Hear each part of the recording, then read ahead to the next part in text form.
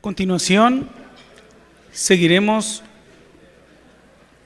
con la ponencia de manejo de la enfermedad renal crónica en el paciente con diabetes tipo 2. Para eso tenemos la presencia de la doctora Paloma Almeida Valdés. Vamos a leer un poco su cartilla curricular. Ella es médico endocrinólogo e internista de nacionalidad mexicana, cuya educación superior y especialidad la llevó en la Universidad Nacional Autónoma de México como maestría y doctorado en ciencias médicas, en el Instituto Nacional de Ciencias Médicas y Nutrición Salvador Subirán con el título de endocrinología, en la Fundación Clínica Médica Sur, en el Instituto Tecnológico de Estudios Superiores de Monterrey. En cuanto a experiencia laboral, es médico adscrito del Departamento de Endocrinología y Metabolismo e investigación en la Unidad de Investigación de Enfermedades Metabólicas del Instituto Nacional de Ciencias Salvador Subirán. Es profesor titular del curso de posgrado de alta especialidad en diabetes y tecnologías y es miembro de la Asociación Mexicana de Nutrición y Endocrinología, miembro de la Sociedad de Médicos del Instituto Nacional de Ciencias Salvador Subirán y del Endocrine Society. Con ustedes la doctora Paloma Valdés. Pues bueno, muchísimas gracias. Para mí es un honor estar aquí con ustedes. Agradezco mucho la invitación para participar en su congreso, en particular al doctor Alballero, por considerarme en el programa. Y bueno, vamos a hablar de un tema que recientemente ha sido abordado de una forma diferente debido a la cantidad de estrategias que tenemos para el manejo de esta comorbilidad tan importante en personas con diabetes, que es la enfermedad renal crónica. Yo he trabajado con varias compañías farmacéuticas, sin embargo, en esta presentación no tengo ningún conflicto que declarar al respecto.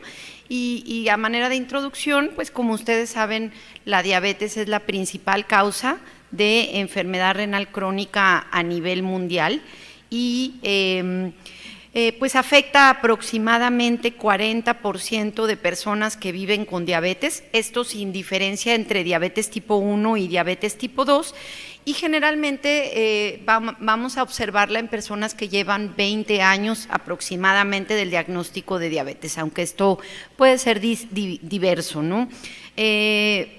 En diabetes tipo 1, la enfermedad renal crónica sigue generalmente la presentación clásica que se describe, que es la de desarrollo de hiperfiltración, seguido de albuminuria y después deterioro progresivo en la tasa de filtrado glomerular. Y casi siempre está acompañada de retinopatía, hasta 40%, más bien más de la mayoría de personas con diabetes tipo 1 que tienen enfermedad renal crónica van a tener presencia de retinopatía diabética.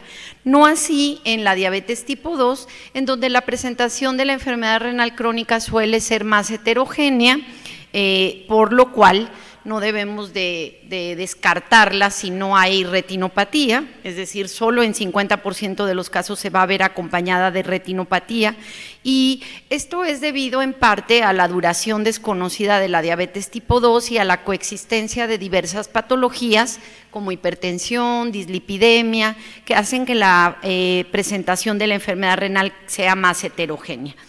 Y bueno, una parte que no debemos de dejar de señalar es que personas que viven con enfermedad renal crónica tienen un riesgo de mortalidad cardiovascular muy incrementado, que va de 20 a 40 veces más, versus personas con diabetes pero sin enfermedad cardiovascular. De hecho, la gran mayoría de personas con diabetes y enfermedad renal crónica mueren por enfermedad cardiovascular antes de llegar a diálisis, a terapia sustitutiva. Y bueno, en diversos estudios se ha demostrado cómo tanto la albuminuria como la reducción de la tasa de filtrado glomerular son factores de riesgo independientes para predecir enfermedad renal crónica terminal, muerte cardiovascular y mortalidad por cualquier causa. Y en esta gráfica se observan los estadios de la enfermedad renal crónica para poder clasificar a un individuo con enfermedad renal crónica tenemos que hacer 2 mediciones de laboratorio que incluyen la creatinina para calcular la tasa de filtrado glomerular mediante fórmulas. La más recomendada para diabetes es SECA-DEPI y nada más nos pide edad, sexo y la creatinina sérica del paciente, y esto nos permite hacer este cálculo de la tasa de filtrado glomerular que, como ustedes ven, pues se clasifica en etapas de acuerdo a la medición.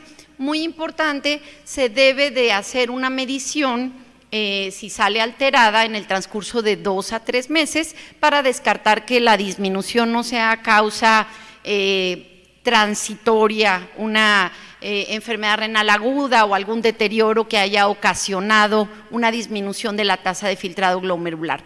Es decir, se debe de confirmar en al menos 2 ocasiones. Lo mismo sería con la albuminuria.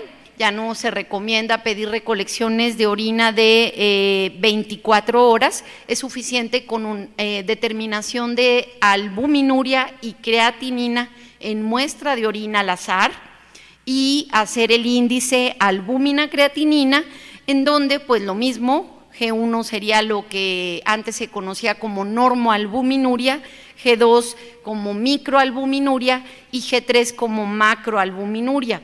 Y de igual manera, para descartar causas que ocasionen una falsa medición de albúmina incrementada, como ejercicio, fiebre, infección de vías urinarias, es recomendable, si sale alterada, repetir al menos 2 a 3 meses, 2 mediciones más, para 2 de 3 hacer el diagnóstico de albuminuria ya persistente, ¿de acuerdo?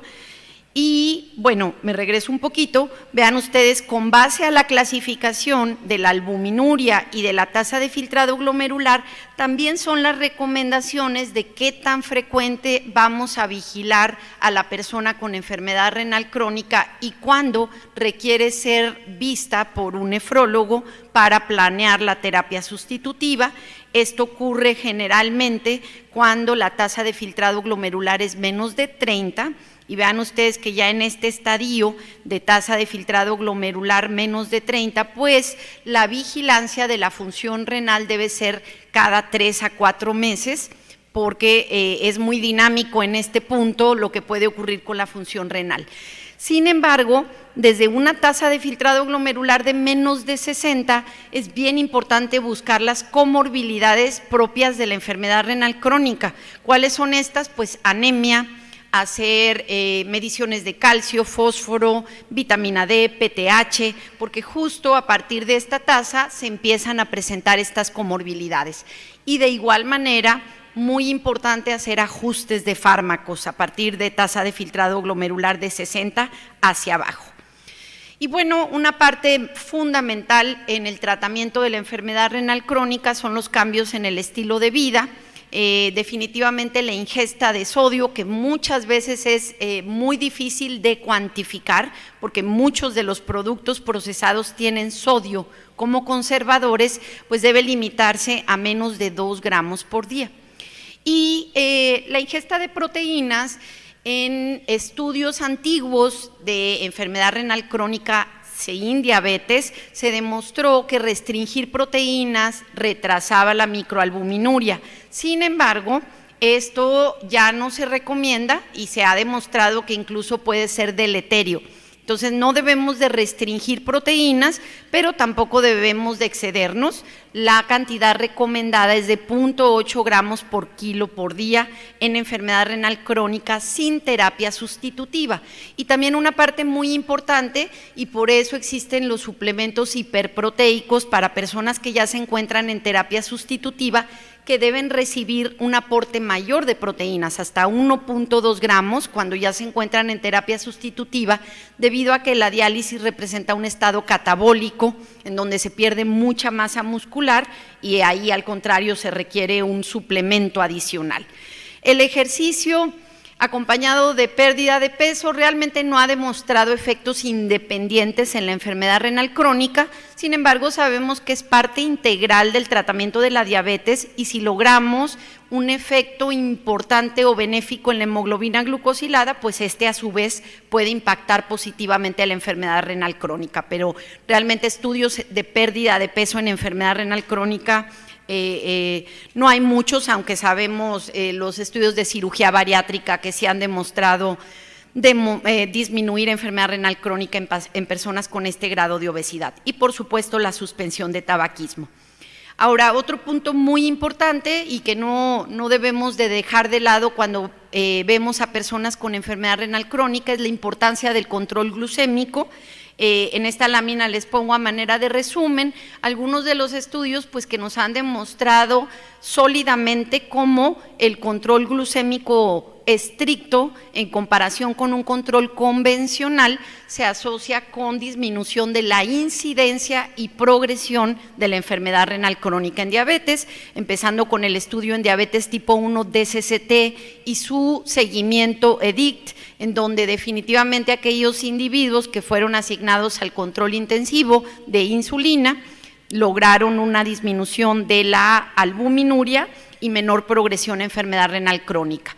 En el caso de diabetes tipo 2, el estudio UCA-PDS, en donde hubo una reducción de 33% en la microalbuminuria incidente, y estudios posteriores como el estudio ADVANCE, en donde ya era una población de mayor duración de diabetes, y en análisis post-hoc, es decir, este estudio no tuvo este desenlace principal, pero si ustedes recuerdan, estas personas fueron llevadas a un control glucémico mucho más estricto, alrededor de 6.5% de hemoglobina glucosilada, y en ello se vio una reducción del 65% de enfermedad renal crónica terminal.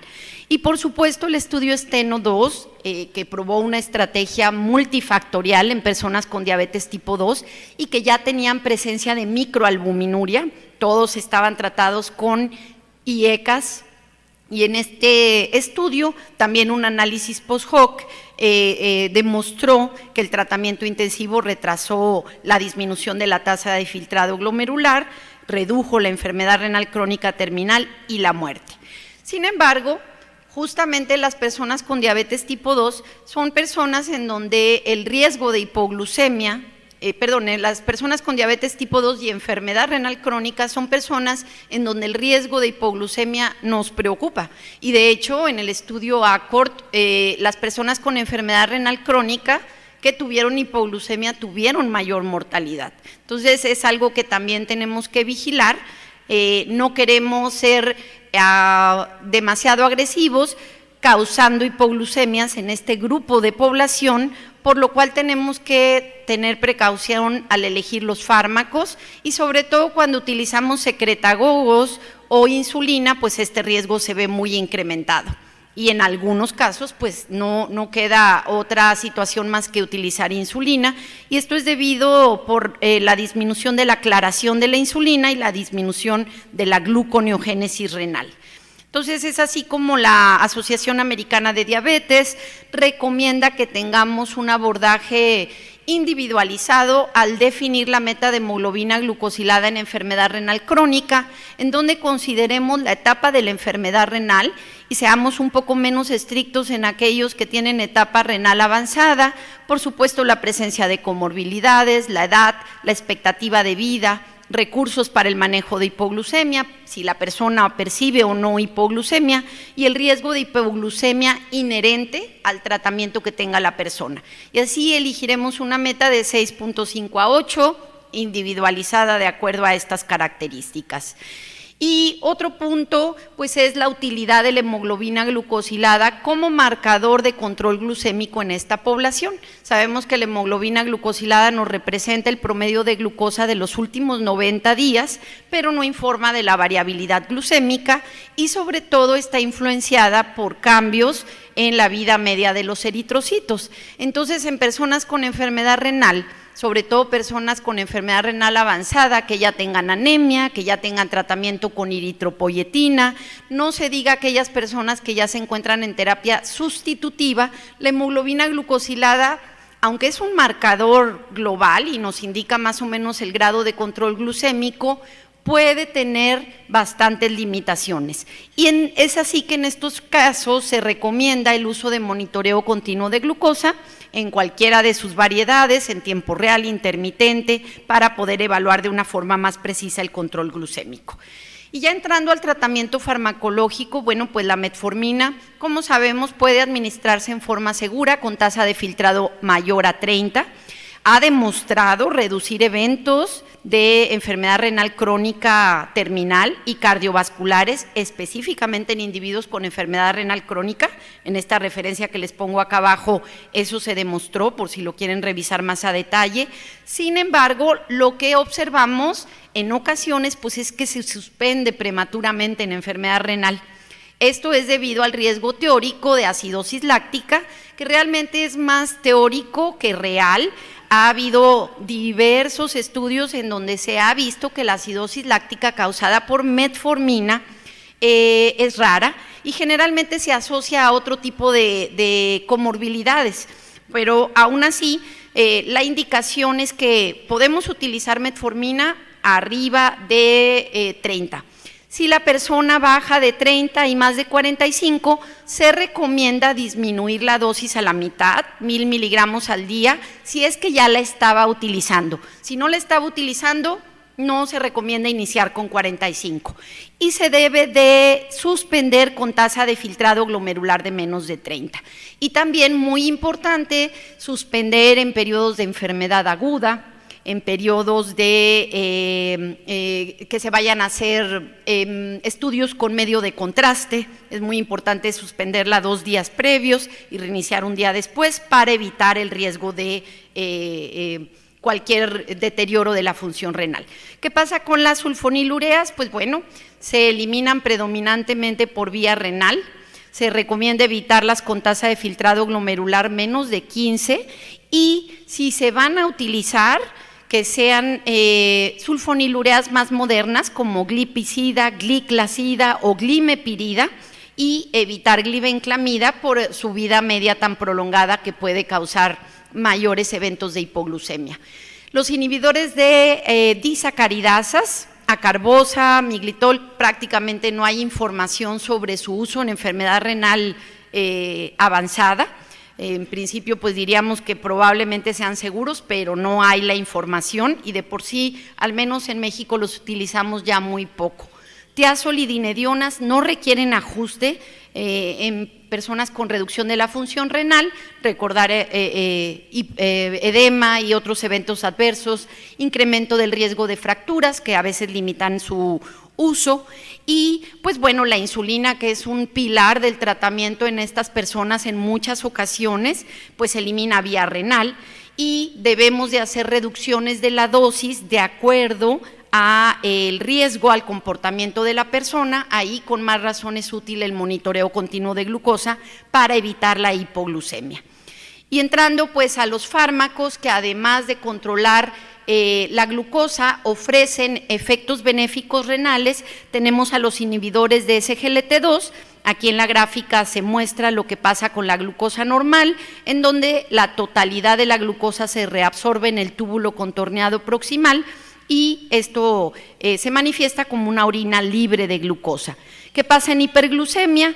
Aumenta la glucosa filtrada y también aumenta la reabsorción de sodio y de glucosa por los cotransportadores 2 y 1, y esto hace que disminuya la llegada de sodio al aparato yuxtaglomerular, en donde pues al percibir esta disminución de entrega de solutos hay un aumento de la renina y de la angiotensina que ocasionan una constricción de la arteriola eferente, lo cual se va a manifestar con aumento de la presión intraglomerular, aumento de la tasa de filtrado glomerular, que es lo que conocemos como hiperfiltración, y de continuar este proceso, desarrollo de albuminuria.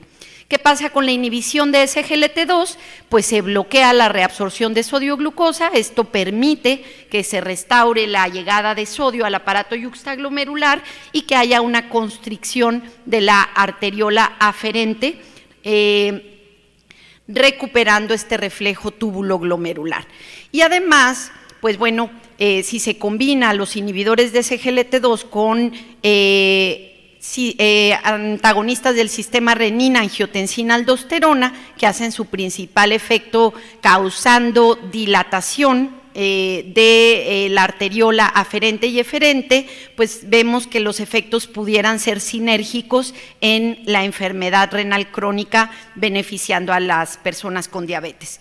Y una breve revisión de la evidencia que ha demostrado los inhibidores de SGLT2. El estudio Credence fue el primer estudio que fue dedicado a desenlaces renales con un inhibidor de SGLT2 exclusivamente en personas con diabetes tipo 2 que tenían ya albuminuria muy importante, de hecho macroalbuminuria, como ustedes pueden ver, y fueron asignados a recibir canagliflozina o placebo, y este estudio se detuvo prematuramente después de 2.6 años debido a un beneficio muy claro en aquellas personas que recibieron canagliflozina con una disminución del riesgo relativo del 30% del desenlace primario, que es el que ustedes ven aquí. Desde antes, los inhibidores de SGLT2 en sus estudios de seguridad cardiovascular, que tenían como desenlace primario eventos cardiovasculares, habían demostrado cierto beneficio en desenlaces renales. Por eso se hizo el estudio Credence, dedicado a desenlaces renales, y posteriormente se publicó un metaanálisis, no les quise poner cada uno de los estudios de seguridad cardiovascular, incluyendo estos estudios de seguridad cardiovascular con empagliflozina, el EMPA-REG Outcome, el CANVAS con canagliflozina, el DECLARE TIMI 58 con dapagliflozina, el Credence y el Vertis, como decía el doctor Yulino en su plática de ayer, es fue el único que no demostró reducir el desenlace renal compuesto, pero en el metaanálisis la disminución de riesgo fue de 0.62% para el conjunto de inhibidores de SGLT2. Entonces, después del Credence se realizaron ensayos que incluían personas con enfermedad renal crónica, pero con y sin diabetes, ¿de acuerdo? Y este fue el caso del estudio DAPA-CKD, en donde ustedes pueden ver todos tenían enfermedad renal crónica, pero podían o no tener diabetes. Lo mismo, se demostró una disminución significativa con una razón de riesgo de 0.61 del desenlace primario, que era reducción de la tasa de filtrado glomerular, insuficiencia renal crónica terminal o muerte por causas renales o cardiovasculares después de 2.4 años de seguimiento. Y esto no fue diferente en personas con y sin diabetes, es decir, se mantuvo o no hubo interacción significativa. Y finalmente el estudio EMPA-Kidney, en donde también se incluyeron más de 6,000 personas con o sin diabetes. Vean ustedes aquí la tasa de filtrado glomerular mucho más baja, 20 a 44, y podían tener un poquito más alta, pero con albuminuria. Y en este caso no tenían que tener albuminuria, lo cual también representa una población más heterogénea con enfermedad renal crónica. Entonces recibieron empagliflozina o placebo, desenlace primario muy parecido, y comentarles de igual forma que hubo una disminución significativa en personas que recibieron empagliflozina después de 2 años del seguimiento. Entonces no cabe duda que los inhibidores de SGLT2 han demostrado efectos benéficos en disminuir la progresión de la enfermedad renal crónica en personas con diabetes tipo 2. ¿Qué pasa con los agonistas de GLP-1? Bueno, también les presento este metaanálisis en donde se incluyeron igual los estudios de seguridad cardiovascular de agonistas de GLP-1, el ELIXA, Líder, Sustain con semaglutida subcutánea, Excel con exenatide, Rewind con dulaglutida, y vean ustedes cómo prácticamente todos y el efecto global favorece a protección renal. Ojo, este es un compuesto, y les comento que cuando se hizo, ¿qué era lo que llevaba? Ahorita les digo, cuando se hizo qué componente del desenlace compuesto era el que llevaba esta protección, pues fue sobre todo la aparición de macroalbuminuria, no así la progresión de enfermedad renal crónica, ¿de acuerdo? Y el único que no mostró en este caso fue lixisenatide con Elixa. Estos son los datos del estudio LÍDER, en donde vean ustedes el desenlace renal compuesto significativo, pero fue sobre todo debido a la reducción de macroalbuminuria de nueva aparición. Y en el caso del estudio SUSTAIN, también tenemos aquí el desenlace renal compuesto con una razón de riesgo de 0.64, igual cuando se hizo el subanálisis. Vean ustedes, sobre todo lo que se demostró con agonistas de GLP-1 fue reducción de la incidencia de macroalbuminuria sin alterar la progresión de la enfermedad renal crónica.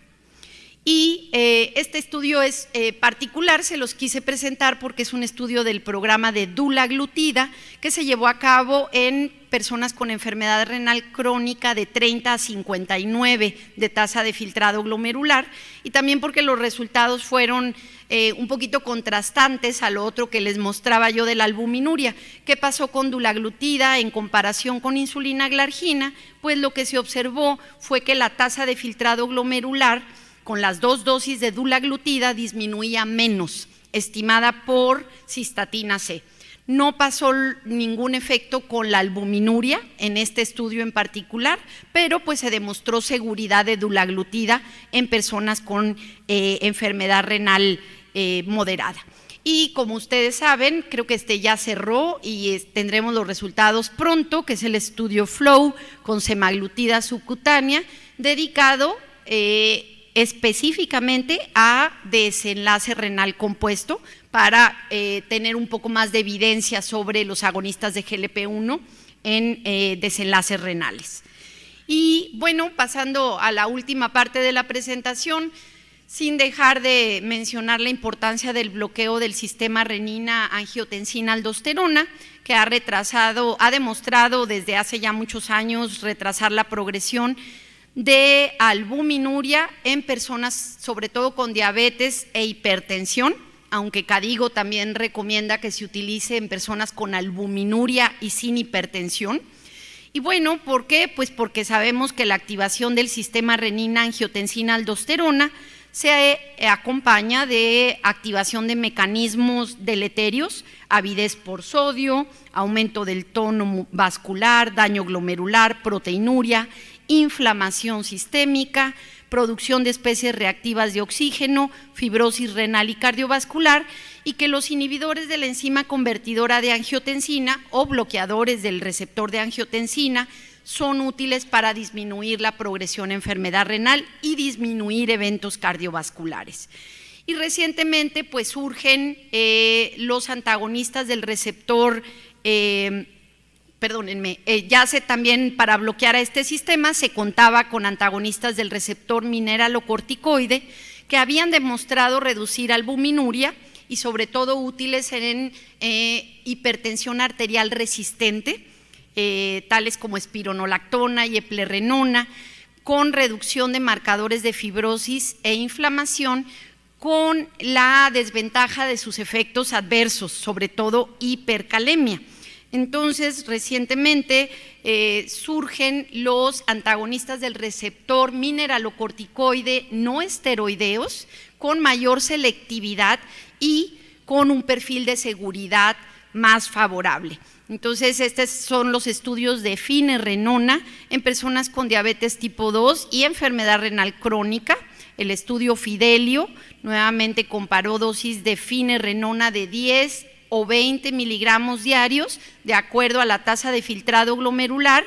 Vean el promedio de tasa de filtrado glomerular, el promedio de albuminuria y el desenlace primario que se redujo en 18% el riesgo relativo en aquellas personas que recibieron finerenona. Y cabe mencionar que todas estas personas ya tenían, cabe mencionar solo un pequeño porcentaje de personas, como 5%, tenían tratamiento con inhibidores de SGLT2, ¿de acuerdo? El riesgo de hipercalemia en este estudio fue fue mayor con finerenona, pero realmente no fue importante, al menos lo que reportan los investigadores, o que tuvieran que disminuirla. Y el estudio Fígaro también incluyó personas con enfermedad renal crónica, como ustedes lo pueden ver aquí. En este caso el desenlace fue cardiovascular, el desenlace primario, pero en el desenlace secundario también se evaluó la insuficiencia renal, la disminución de la tasa de filtrado glomerular y nuevamente hubo una disminución significativa de este desenlace compuesto, que es esta gráfica que podemos ver acá, en esta parte. Prácticamente ahí logró. Entonces es así como actualmente, si tenemos una persona con enfermedad renal crónica, debemos de considerar siempre el uso de inhibidores de SGLT2, como se observa acá, que hayan demostrado sólidamente disminuir la progresión de enfermedad renal crónica, que ya vimos que prácticamente todos tienen esa evidencia, probablemente menos ertugliflozina en el estudio Vertis, por razones extrañas, pero prácticamente el resto de los inhibidores de SGLT2 cuentan con esta evidencia. Y en caso de que no se logre la meta de control glucémico o que los inhibidores de SGLT2 estén contraindicados por algún motivo, podemos utilizar, como vimos, los agonistas de GLP-1. Esto en cuanto al control glucémico, y no olvidar siempre que el bloqueo del sistema renina-angiotensina-aldosterona pues representa una herramienta también clave en el tratamiento de estas personas, acompañándose por supuesto de cambios en el estilo de vida y del manejo multifactorial de factores de riesgo como son la dislipidemia, la hipertensión. Les agradezco mucho su atención.